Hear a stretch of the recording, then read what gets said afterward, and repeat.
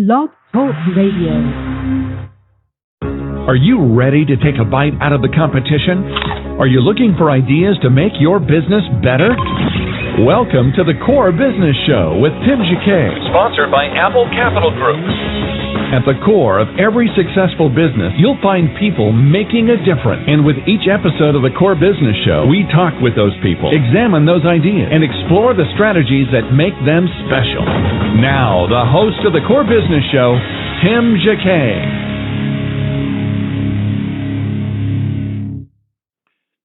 Good morning. Welcome to another episode of the Core Business Show. I'm sorry, we're just running a little late, technical problems.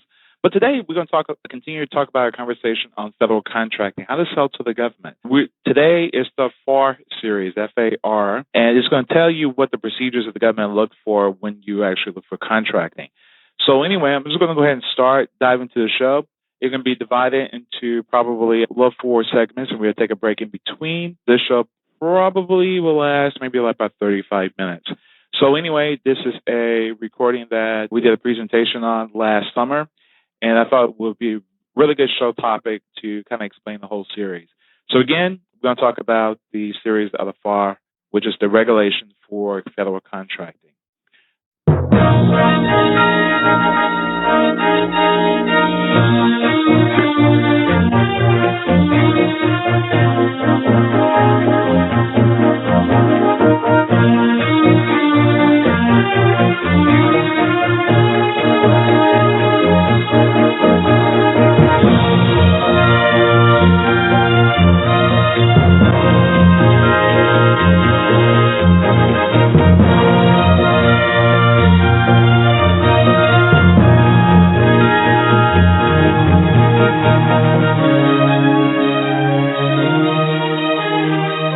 Understanding the FAR.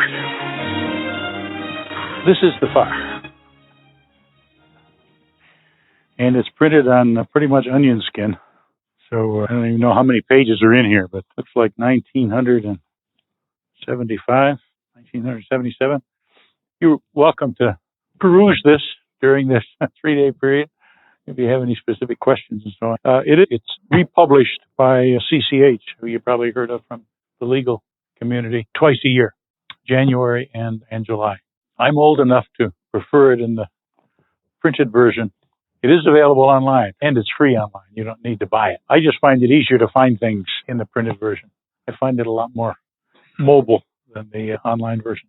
But the online version is always up to date. So, the middle of June, when you're waiting for the next one to come out, if you have a question, you go to the online one and make sure that you got the very latest story on it. The problems that you're faced with in going to a regulation is that how do you know to interpret it? How do you know what some of these things mean?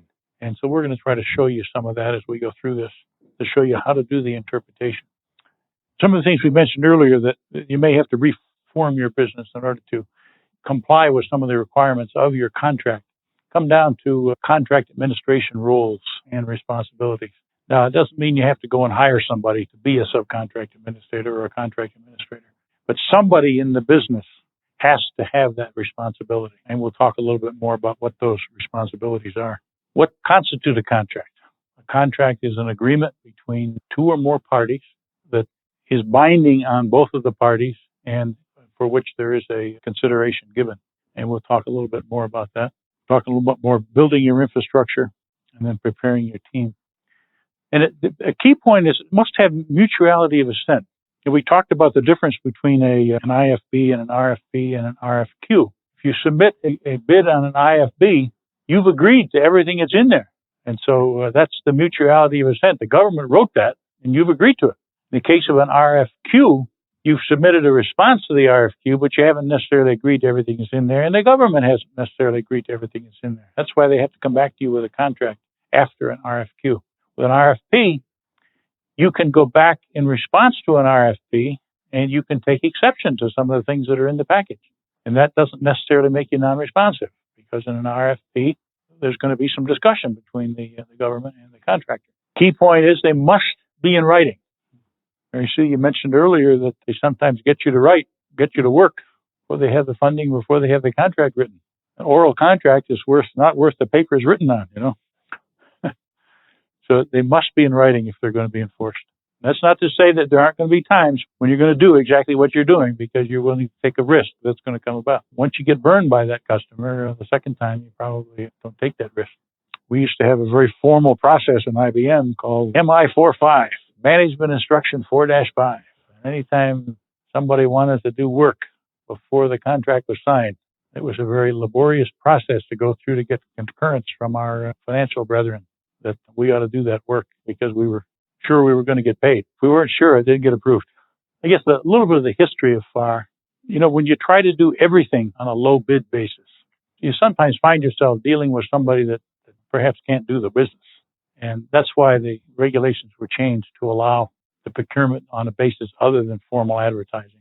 Some of these clauses that you're going to see in the FAR, they go back almost to the Revolutionary War. People have been taking advantage of the government ever since we've had governments.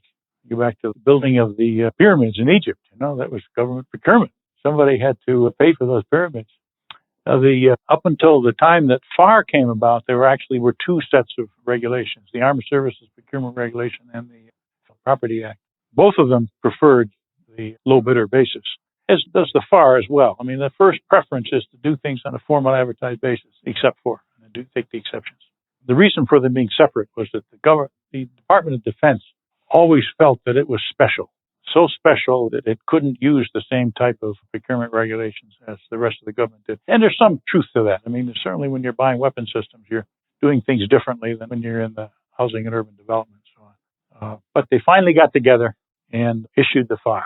And part of the reason was that you have a certain government procurement workforce, and it's much better to have one set of regulations. So somebody goes from Department of Defense to HUD, they don't have to relearn the whole procurement regulation. So that was part of the driving force behind it. And we talked about earlier seal bidding and negotiated procurement.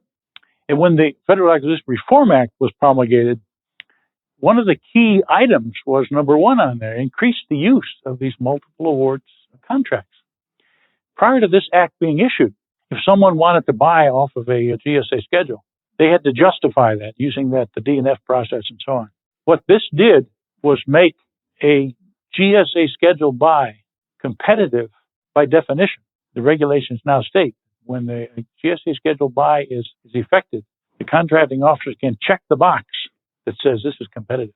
That was a huge difference. When IBM had its GSA schedule contract for computers, they were issued on a yearly basis, and you had to have your proposal in on the date the proposals were due, and then negotiations were conducted, and the contract was awarded, and was awarded for a year. And if you didn't have your proposal in on time, you didn't have a contract for that year. We had one contracting manager in IBM one year that didn't get it in on time. So IBM went for a year without having a schedule. And that guy was no longer a contract manager. He wasn't fired, but he was no longer a contract manager. Well, what GSA did when that change was made to make these things competitive by definition, they also at that same time made the people who administer this program within GSA paid out of the fee that comes with each of those dollars. So suddenly these people became very interested in making sure that these contracts had a lot more use. And so they became much more easy to deal with. It used to take maybe 6 months to get a change made to a schedule, to get something added or deleted or whatever. Now it takes a matter of weeks because they want people to be using these schedules because they get paid out of the fee that comes out of there.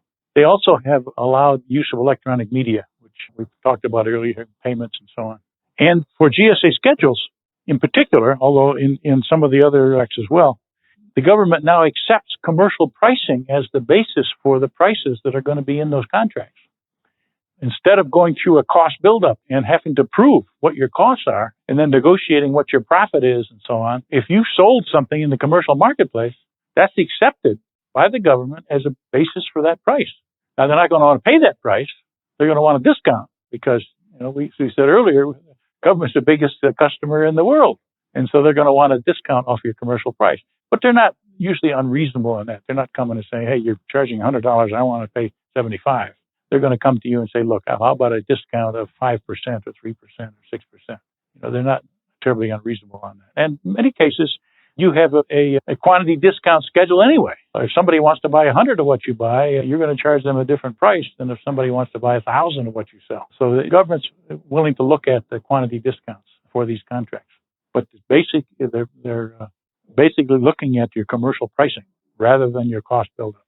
The most important parts are we've highlighted here with some more later on. The government's very concerned about improper business practices.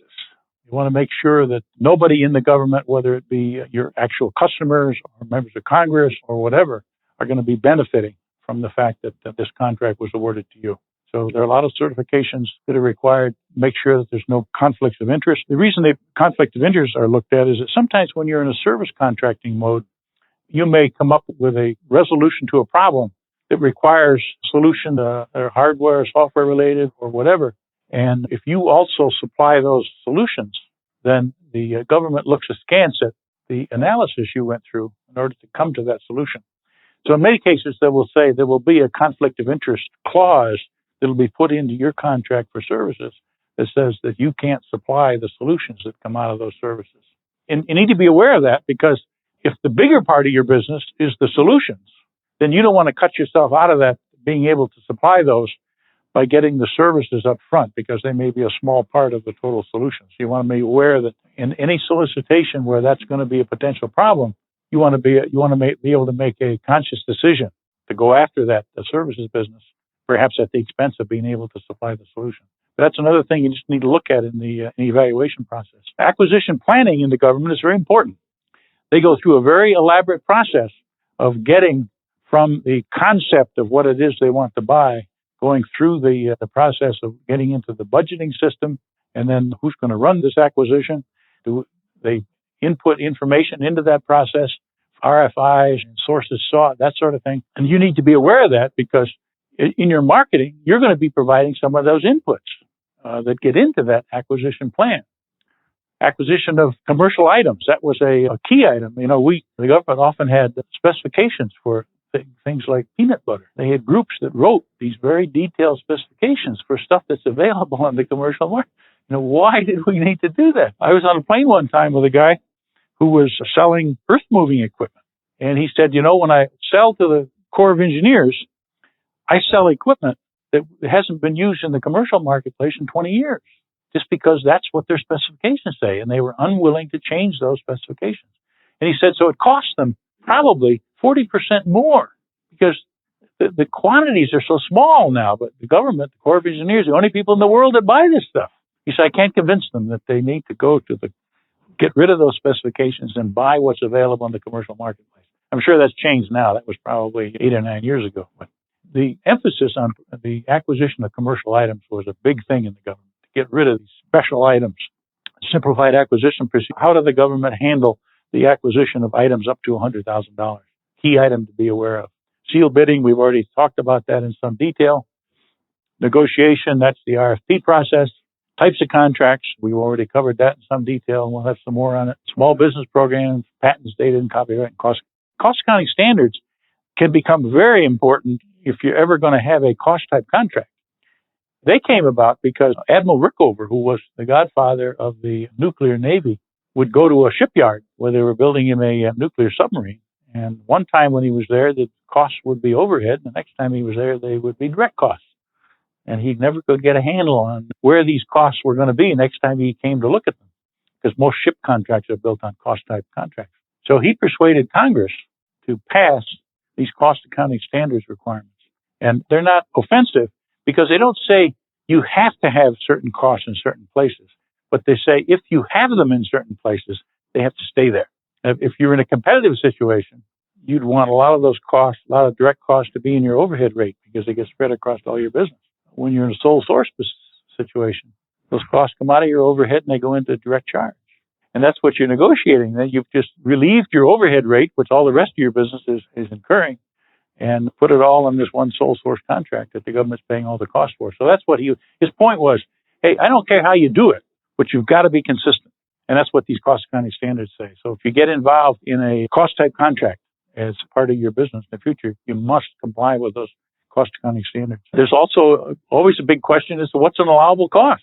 You can't charge the government for a conference that you send all your top salespeople to, and they bring their spouses along and have a great time in Hawaii. That's not an allowable cost under government contract. So there's a very good detailed set of principles and procedures. If you probably you may at some point be involved in a protest. You didn't get an award that you were expecting to get, and you think there was something untoward about it. The guy that won it claims to be a small business, and you don't think he is. So you go through the process of protesting that.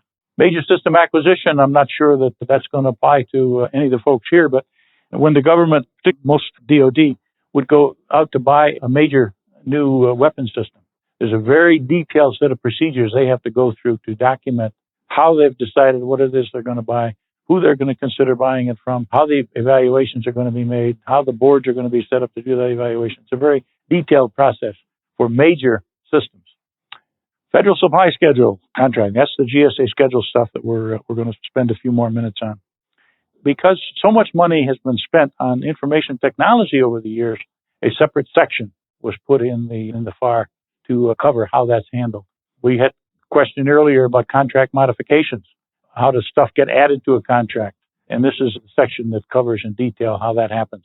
Government property can become a real problem if you have a contract where government property is furnished to you in order to perform the contract. In many cases, that might happen in the business area of maintaining a base or a section of a base. That has to be accounted for extremely stringently. I mean, people go to jail because they lose track of government property under a government contract. Very serious. It has to be accounted for as closely as the costs do. So you have to have a government property accountability system set up in order to keep track of it. We're going to talk a little bit about termination of contracts. So you can have a termination for default. You can have termination for convenience. And then some of the solicitation provisions and clauses. We talked about the government cannot spend money that it doesn't have. The Anti-Deficiency Act makes that very clear. It has to have been appropriated and assigned to that contract and allocated to that contract. And again, people have gone to jail on the government side for inducing people to work and not being able to come up with the money. Truth in negotiations. When you're in negotiation as a result, normally of a result of an RFP or of a contract modification, you certify that you've provided all the relevant information that impacts on the cost and performance of that particular contract modification that you're negotiating. And there are serious criminal penalties with failure to do that. This is that conflict of interest thing. You have to have very proper behavior. False Claim Act. When you submit an invoice, you certify on an invoice as an officer of the company that the invoice is in accordance with the terms of that contract. And if it turns out that you were incorrect, it can be serious consequences.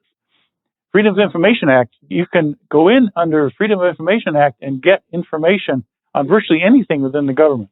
But the only thing that's going to be withheld is classified information or information, financial information that's specific to another company. Because obviously you don't want your information out with your competitors, and the competitors don't want you to get their information. So that would be withheld. But almost anything else is fair game. That's not to say you're going to get it tomorrow and you request it today. You might it might take 3 months, it might take 6 months, because in many cases they don't want to give it to you. So they drag their feet. Termination for convenience. When you're dealing with the government, you're dealing with the sovereign. So the sovereign, makes the rules.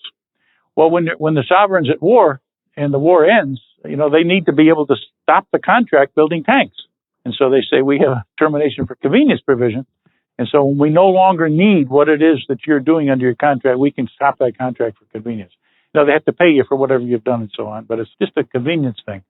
Now, they can't terminate you for convenience and then tomorrow go back on another solicitation to buy exactly what you were supplying under your contract. There has to be a determination within the agency that we no longer need this product. That's why we're going to terminate for convenience, because there's costs associated with the termination. Termination for default is a little more ticklish. You don't want to be involved in a termination for default because you're probably going to be excluded from any business with the government for, say, up to 3 years. We had a case one time at IBM where we had a contract for a small laser. This was back in the early days of lasers. And the lab was building. It was away from where I was in Gaithersburg. And we've been checking on a regular basis. Yeah, we're coming along fine. Well, we got a letter from the contracting officer saying, hey, there's indication that you're not making any progress on this contract. So tell me within 10 days why I shouldn't terminate this contract for default. A 10-day cure letter is what they're termed. And so I went into the division director who was responsible for that and showed him the letter and said, we really need to get hot on this. And he said, well, that wasn't really a very big laser. Why don't we just let them terminate for default? And I said, well, I've been at IBM now for about 5 years, and IBM has never had a termination for default in its history. And I personally am never going to be associated with a termination for default. So get that thing built. And we had it built within the time required in the contract and delivered it. But this guy had come into IBM from outside. He had none of the culture and so on. He said, well, none of, we're not interested. Let him default. So you don't want to be involved in the termination for default. That's a very bad thing. You must perform those contracts. Changes clause. The changes clause has been touted as the ability to change the contract to do anything. Like you have a contract for a submarine and you can change it into a contract for aircraft. Well, you can't do that. The changes clause can only direct you to do something that's within the general scope of the contract. Now, when a change is issued within the general scope of the contract, you have to perform it. You don't have a choice. However, you also, at the same time, can go back to the government and tell them what the impact is on the cost and what the impact is on the schedule. And if the cost impact is unacceptable to the government, then they're going to withdraw the change. So you don't have to perform a change that the government's not willing to pay you for. Limitation of funds, costs. You have to note it particularly when you're on a cost type contract, or in fact, only when you're on a cost type contract or a level of effort contract, you must go back and tell the government when you're getting to the end of the funds. And you normally have to do that within 30 days of getting to the point. And this is a practical thing to allow them to go and get more money. A lot of socioeconomic clauses, a lot of the small business stuff and so on are all associated with the socioeconomic considerations. Debarment and suspension. The debarment, obviously, if you get terminated for default or if you've had actions that were inappropriate with government officials, accepting funds, whatever, then you're going to get debarred and probably suspended. We just talked about the termination for convenience of the government and termination for default. Now, termination for convenience, you're going to get paid all your costs. Termination for default, you're not going to get paid any of your costs. And you may be subject to reprocurement costs. If you're terminated for default, the government can go back out and buy what it was they were buying from you, and they can charge you the difference if the new contract is more expensive than the one you had. We just talked about the changes. 75%, I said 30 days is 60 days. When you hit 75% of the budget, you have to notify them within 60 days. A lot of clauses, the Equal Opportunity Act, the Fly American Act, Buy American Act, all of those are very detailed in the solicitations, particularly if you provide items rather than services. Then you need to be very conscious of what those Buy American Act clauses say. You have to certify that you have drug-free workplace, certify clean air, water, certify Equal Opportunity Act. You have to have posters in your workplace. Fly American Act, we're using aircraft for delivery items. You need to use American-owned companies. There's also an act that covers shipping as well. The subcontracting clause, we already covered the details of that. Punishment for misconduct may last up to 3 years. So in review, do you have the internal processes needed to be in business? Do you have the ability to control your costs and report your costs and relate your costs to your invoices and so on if you're time and material contract? Do you have the people trained in order to do these things? Timekeeping. As I say, there's a lot of products out there in the marketplace that you can buy that take care of the timekeeping problems and the accounting system. And the accounting system needs to track these hours and so on, so you can go from that tracking right to your invoicing. And at some point in the conduct of your contract, somebody's going to come in and audit these practices and procedures. The contracts folks are generally responsible for maintaining compliance, contract files. They do most of the communications with the contracting officers. And in many cases, they also will administer subcontracts. Depending on the size of the organization, you get one person doing all of these. And that may be you if it's a really small business. Your marketing folks, this can be key because if you have sold your products based on commercial prices, then your marketing folks can't be out willy-nilly selling those products for lower prices than you're selling them to the government for, because the government's going to want those lower prices. So you have to be careful. Your marketing folks know what your contract says and know what the procedures are. And you have to set up a procedure that if they want to deviate from the normal prices, they have to come back to you and get permission to do that. If you have a proposal group that'll coordinate bid and proposal, lots of times you're going to want to have that in a central location because you don't want people bidding to several different activities for the same products. Because number one, it's going to be more cost effective if you have one group doing it. And number two, you might have stories being told to the ultimate customer. And these people do talk. So the contracts folks would go through the process here of reviewing and communicating and reviewing pricing. The reps and certs, we talked about the ORCA. Normally, a contracts person will lead the negotiations, but again, in a small company, the owner of the company is going to do the negotiations. Somebody in the organization, whether it be a contracts guy or whatever, has to be involved in ensuring that you're in compliance. They have to be involved in ensuring that we have proper timekeeping, that stuff is being recorded. Cost accounting system, reporting requirements. There's always going to be some sort of reporting requirements, and those have to be complied with. When the contract is closed out, that system that you put in place to account for government property, all that property has to be accounted for and then disposed of. The government's going to give you instructions on how to dispose of it. In many cases, they're going to say, sell it for what you can get for it and then credit us the amount of that. Or they're going to say, ship it off to contract ABC, who's going to be working on something similar. And then the final invoice. There has to be a final invoice for every contract that says, okay, the contract's finished, and here's my final invoice. And that has to be, the contracts function normally does that because that's checking back into all the terms of the contract to make sure everything has been complied with. And when that final invoice is signed, that's what the person is saying when they've signed that final invoice. Hey, everything in this contract's been complied with. I'm now due this money. And then there's always a lessons learned. Whether that be at the end of the contract, you go back and look to see how well you did or how well you didn't do, or you have a lessons learned after a unsuccessful bid. You always want to have a lessons learned after a bid process, because if you won, you want to be able to tell everybody in the company why you won. And this was a great deal because, and if you lost, you want to request a debriefing on the part of the contracting officer and be told specifically why you lost. And then you want to be able to use that within the company. Hey, we lost because we have to fix those things. Those are very key exercises you have to go through.